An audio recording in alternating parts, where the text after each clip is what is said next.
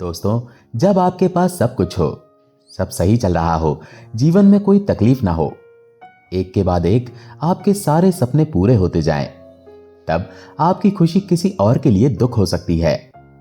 ये बात सुनने में जितनी साधारण लगती है, उतनी ही गहरी और कड़वी सच्चाई है।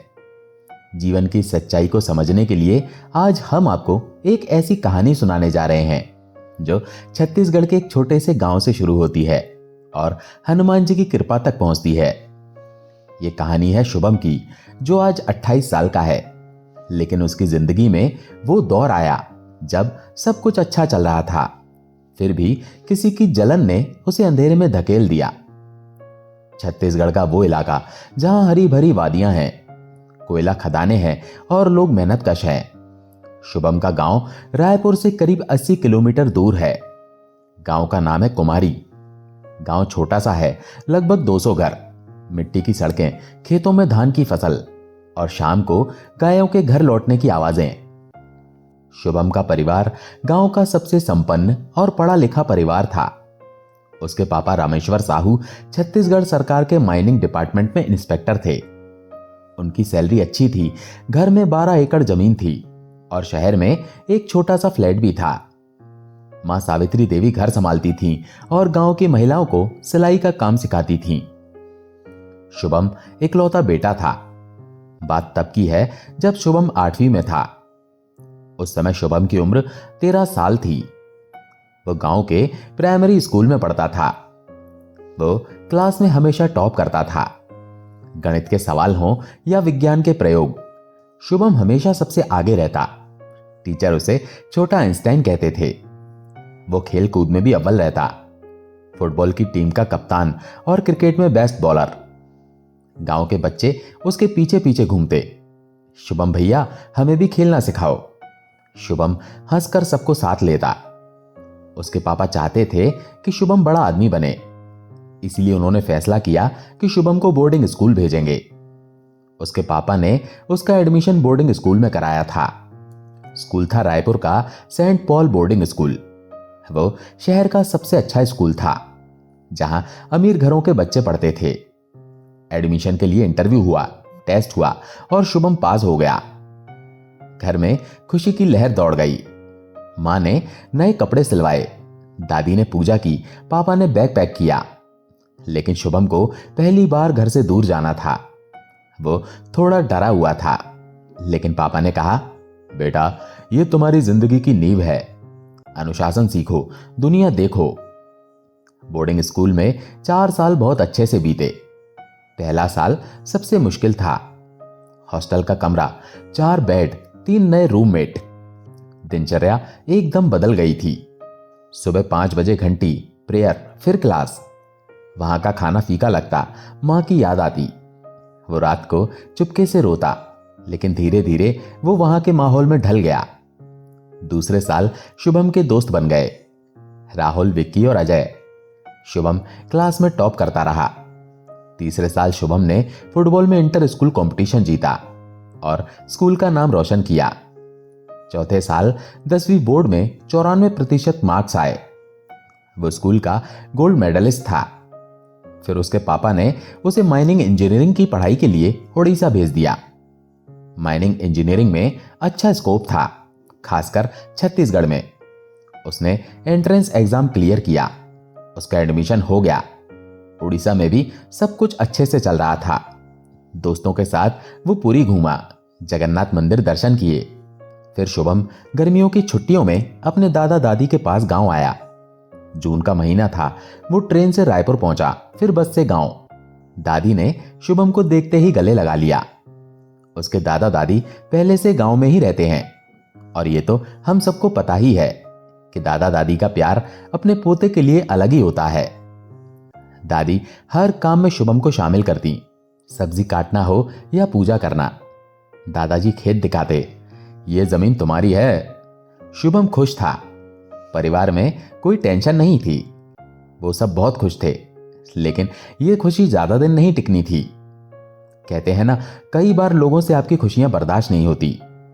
बात हरियाली अमावस्या की है। उस दिन रात के समय अचानक शुभम को अजीब अजीब सा महसूस होने लगा। शरीर में कपकपी, सिर भारी, मन में अजीब विचार। लगा कोई पीछे है। रात भर उसे नींद नहीं आई। वो बार बार उठता, पानी पीता। सुबह उठा तो दिमाग सुन्न हो गया था। उसके साथ क्या हो रहा था उसे कुछ समझ नहीं आ रहा था। वो बिस्तर पर बैठा कुछ सोच नहीं पा रहा था। तभी दादी आई। बेटा उठ, नाश्ता कर। लेकिन शुभम चिढ़ गया। उसके दिमाग ने काम करना बंद कर दिया और ऐसा लग रहा था कि वो डिप्रेशन में जा रहा है। उसे लोगों को देखकर गुस्सा आता था।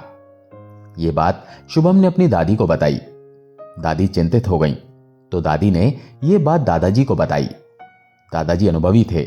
वे समझ गए ये सामान्य नहीं है, चलो पंडित जी के पास चलते हैं। फिर शुभम के दादाजी उसे एक जानकार इंसान के पास ले गए। उनका नाम था पंडित रामलाल। उनका घर गांव से 5 किलोमीटर दूर था। झोपड़ी में हनुमान जी की मूर्ति थी। पंडित जी ने शुभम को देखा और कहा, बेटा ये तेरे ही परिवार का इंसान है जो तुझे बर्बाद करना चाहता है और तुझे पागल करना चाहता है। शुभम चौंका, कौन? पंडित जी ने नाम नहीं लिया, बस इतना कहा कि वो तुम्हारा करीबी ही है।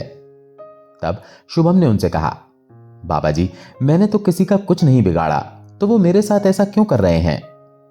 पंडित जी ने बताया, बेटा तुम बाहर पढ़ाई करते हो और तुम्हारे पापा भी अच्छी गवर्नमेंट जॉब में हैं और तुम्हारी प्रॉपर्टी भी अच्छी खासी है, इसीलिए उसे ये सब देखकर तकलीफ होती है। ये जलन की आग है। ये सब सुनकर शुभम बहुत डर गया। उसकी आंखों में आंसू आ गए। उसने पूछा, अब क्या करें? पंडित जी ने शुभम से कहा, बेटा एक काम करो, मैं तुम्हें एक महाराज के पास भेजता हूं जो हनुमान जी के परम भक्त हैं। वो तुम्हारी सारी समस्या खत्म कर देंगे। फिर शुभम उन महाराज के पास गया। उनका आश्रम छोटा मगर शांत था। महाराज ने सफेद धोती और रुद्राक्ष माला पहनी हुई थी। शुभम को उन्हें कुछ बताना भी नहीं पड़ा कि उसे क्या हुआ है और वो उनके पास क्यों आया है, उसे किसने भेजा है। वो शुभम को देखकर बोले, बेटा चिंता मत कर, मैं तुझे एकदम पहले जैसा ठीक कर दूंगा। उस समय शुभम की मानसिक स्थिति बिल्कुल ठीक नहीं थी। वो पागल जैसा हो गया था। वो रात को चिल्लाता, दीवार से सिर टकराता। कई बार तो उसने डिप्रेशन में आकर सुसाइड करने की भी कोशिश की थी। एक बार वो छत पर रस्सी लेकर चला गया। दादी ने देख लिया और उसे रोक लिया। दूसरी बार उसने चाकू से हाथ की नस काटने की कोशिश की, लेकिन मां ने रोक लिया। फिर महाराज जी ने कहा, बेटा तू 3 दिन में ठीक हो जाएगा, चिंता मत कर। वो 3 दिन आश्रम में रुका। पहले दिन महाराज जी ने उसे 21 बार चालीसा पढ़वाया। दूसरे दिन बजरंग बाण का पाठ करवाया। तीसरे दिन उन्होंने पूर्ण हवन कराया और उन्होंने जैसा कहा वैसा ही हुआ। शुभम 3 दिनों तक उनके पास रहा और एकदम से ठीक हो गया। उसका मन शांत हो गया और विचार साफ हो गए। महाराज जी ने शुभम को पूजा किया हुआ ताबीज पहनने को दिया और कहा, इसे कभी मत उतारना। शुभम ने वो पहना और वो ठीक होने लगा। उसकी नींद अच्छी हो गई और उसके चेहरे पर हंसी लौट आई। लेकिन यह खुशी ज्यादा दिनों की नहीं थी, क्योंकि वो ताबीज अचानक से गायब हो जाता था। शुभम फिर से उनके पास गया और उन्हें बताया, महाराज ताबीज अचानक गायब क्यों हो जाता है? तो उन्होंने बताया, बेटा वो लोग अपनी काली शक्तियों से उड़ाने की कोशिश करते हैं, तो जब ये ताबीज नहीं रहता तो उनकी काली शक्ति शरीर में प्रवेश कर लेती है। तो शुभम ने उनसे पूछा, महाराज जी कोई ऐसा रास्ता बताएं जिससे उनकी काली शक्तियां कुछ न कर पाएं। तो उन्होंने शुभम से पूछा, बेटा क्या तुम कुछ खाते पीते हो? तो उसने बताया, मैं कभी कभार ड्रिंक कर लेता हूं और नॉनवेज खा लेता हूं। तो उन्होंने बोला, अगर जिंदगी प्यारी है तो ये सब तुरंत छोड़ दो और आज से ही हनुमान जी की पूजा करना शुरू कर दो।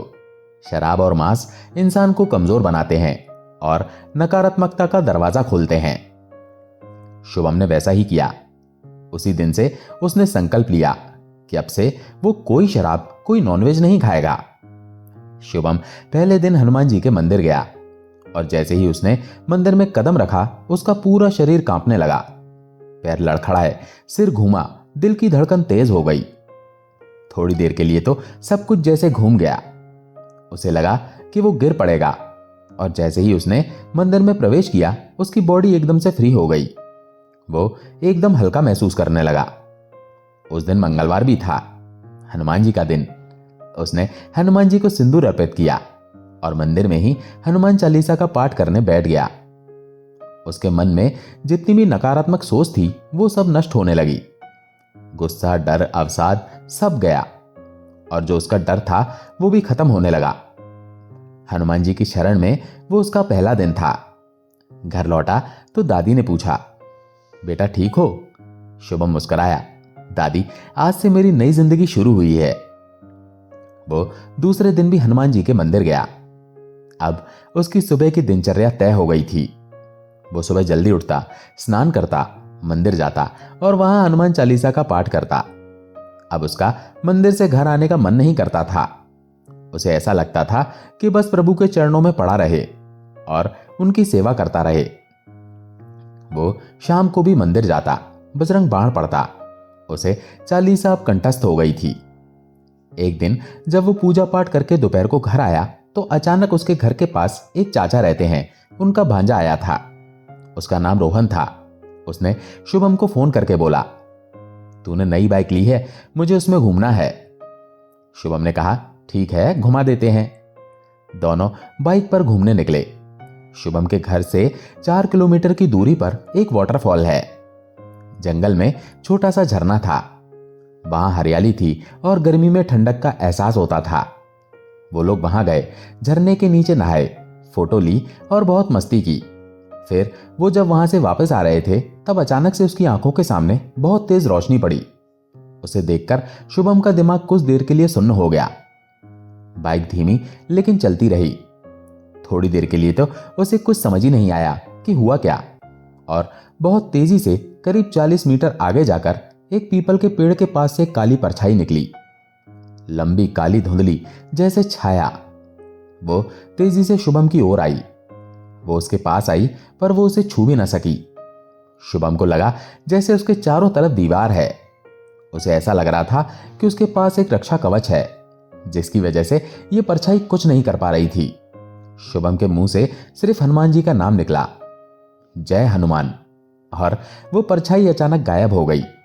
वो जैसे हवा में घुल गई। रोहन डरा, क्या था वो? शुभम ने कहा, हनुमान जी ने हमें बचाया। घर पहुंचकर उसने दादी को सब बताया। इसके बाद उसकी हनुमान जी के प्रति श्रद्धा और बढ़ गई। एक बार शुभम किसी काम से बाहर गया था। रात के करीब 12 बज गए थे। काफी लेट हो गया था तो उसने बाइक की स्पीड बढ़ा दी थी। हाईवे चौड़ा और सीधा था। हाईवे का रोड था तो 120 किलोमीटर की स्पीड में बाइक थी कि अचानक एक स्कूटी वाला रॉन्ग साइड से शुभम की बाइक के सामने आ गया और उनका बहुत जोर से एक्सीडेंट हो गया। दोस्तों, अब आप ही सोचो कि जब 120 की स्पीड में एक्सीडेंट हुआ होगा तो क्या हाल हुआ होगा। बाइक उछली, शुभम फिसलते हुए रोड के किनारे पहुंच गया। उसने हेलमेट और सेफ्टी जैकेट पहना था तो उसे चोट नहीं लगी, पर वो हाईवे था और आप लोगों को तो पता ही होगा कि हाईवे रोड कभी खाली नहीं रहता। ट्रक, कारें बहुत स्पीड में चलती हैं। लेकिन जैसे 5 मिनट के लिए तो रोड एकदम से थम सा गया और फिर शुभम उस स्कूटी वाले व्यक्ति को उठाने गया। उसकी बाइक उसकी स्कूटी में दबी थी और वो व्यक्ति स्कूटी के नीचे था। शुभम ने ताकत लगाई, स्कूटी हटाई और आदमी को बाहर निकाला। फिर शुभम ने उसकी स्कूटी को साइड किया और एक साइड में बिठाकर जैसे ही उसने अपनी बाइक स्टैंड पर लगाई, वैसे ही दोनों तरफ से गाड़ियां चलने लगी।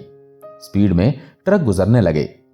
क्योंकि हाईवे था तो गाड़ियां काफी स्पीड में रहती हैं और उसके ठीक पास में ही पुलिस स्टेशन था, पर वहां पर भी किसी को कुछ पता नहीं चला कि यहां इतनी बड़ी दुर्घटना हुई है। पुलिस बाहर तक नहीं आई। फिर थोड़ी देर बाद उसे समझ आया कि बजरंगबली ने ही उसे इतनी बड़ी दुर्घटना से बचाया है। उसे ऐसा लगा जैसे उन्होंने उस रोड और समय को रोक दिया हो। शुभम ने अगले ही दिन हनुमान जी की एक मूर्ति घर लाकर स्थापित कर दी और कुछ दिनों बाद लॉकडाउन शुरू हो गया। कोविड की वजह से सब बंद हो गया। फिर वो हर रोज पूरी श्रद्धा के साथ घर पर ही पूजा करता। आज उस बात को 5 साल से ज्यादा हो गए हैं। शुभम इंजीनियर बन गया और उसे अच्छी जॉब भी मिल गई। हनुमान जी उसकी हर इच्छा पूरी करते हैं और कभी कोई तकलीफ नहीं आने देते। वो बहुत खुश है और उसका सपना है कि बजरंगबली की कृपा से एक दिन वो बड़ा राइडर बनेगा। शुभम सभी से कहता है, हनुमान चालीसा का पाठ जरूर करें। साथ ही अगर ज्यादा कष्ट हो तो बजरंग बाण का पाठ करें और हनुमान जी के 12 नामों का जाप भी करें। आपके सारे कष्ट दूर होंगे। हनुमान जी पर अटूट विश्वास के साथ उनकी निस्वार्थ भक्ति करें। देखना आप में सकारात्मक ऊर्जा आएगी। सुबह 108 बार ओम हनुमंते नमः मंत्र का जाप करें। मंगल का व्रत करें और कोशिश करें मंगलवार को लाल कपड़े पहने। तो दोस्तों, देखा आपने, जब भी कभी नकारात्मक ऊर्जा ने किसी का बुरा चाहा तो सिर्फ और सिर्फ ईश्वरीय शक्ति ही उसे नकारात्मक ऊर्जा से बचा पाई है। और अगर बात करें हमारे हनुमान जी की, तो वो अपने भक्तों को ऐसा रक्षा कवच देते हैं कि दुनिया की कोई भी नकारात्मक ऊर्जा उसे छू भी नहीं सकती। तो ऐसे ही हैं हमारे बजरंगबली। दोस्तों, कहानी समाप्त हुई, लेकिन संदेश अभी बाकी है। यह संदेश कोई उपदेश नहीं, बल्कि एक साधारण सच्चाई है जो शुभम की जिंदगी से निकली है और हर उस इंसान के लिए है जो आज के कलयुग में जी रहा है। आज का कलयुग है, चारों तरफ अंधेरा सा फैला हुआ लगता है। लोग एक दूसरे से जलते हैं, झूठ बोलते हैं, धोखा देते हैं। मोबाइल की स्क्रीन पर दुनिया चमकती है, लेकिन दिल अंदर से खाली है। पैसा है लेकिन सुकून नहीं, नौकरी है लेकिन नींद नहीं, सब कुछ है फिर भी कुछ नहीं। ऐसे में मन डरता है, क्या कोई है जो हमारी सुनता हो? क्या कोई है जो हमें बचाता हो? हाँ है, और वो हैं हमारे हनुमान जी। हनुमान जी आज भी उतने ही जीवंत हैं जितने त्रेता में थे। वे कहीं दूर स्वर्ग में नहीं बैठे, बल्कि हर उस दिल में विराजमान हैं जहां राम का नाम है। कलयुग में भी वे मौजूद हैं, हर मंदिर में, हर चालीसा के पाठ में, हर मंगलवार के व्रत में, हर सिंदूर के तिलक में। वे देखते हैं जब कोई रोता है, सुनते हैं जब कोई पुकारता है और आते हैं जब कोई विश्वास करता है। दोस्तों, आशा है ये कहानी आपको पसंद आई होगी। अगर पसंद आई हो तो वीडियो को लाइक करके कमेंट में जय श्री राम, जय हनुमान जरूर लिखें। चैनल पर अगर पहली बार आए हैं तो चैनल को सब्सक्राइब जरूर करें। जय श्री राम, जय हनुमान।